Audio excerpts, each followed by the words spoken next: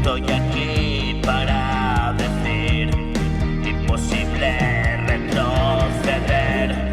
Tal vez mañana vuelva a ver la sombra permanente, mientras si no alumbraré igualito a una madre.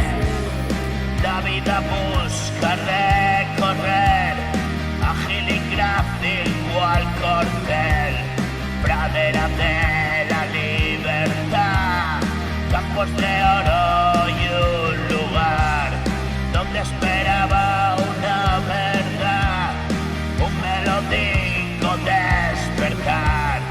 Si siempre me dejé llevar, no iba a ser menos esta vez.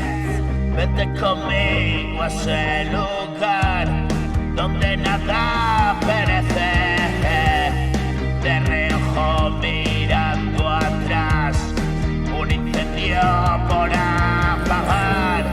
Sopla con fuerza y rescatar, entre las llamas llamarás.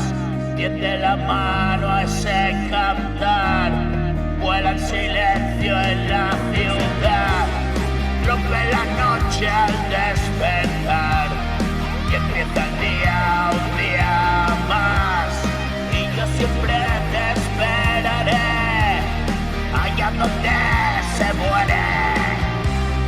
Es una dura rendición y un amanecer dulce, abrazado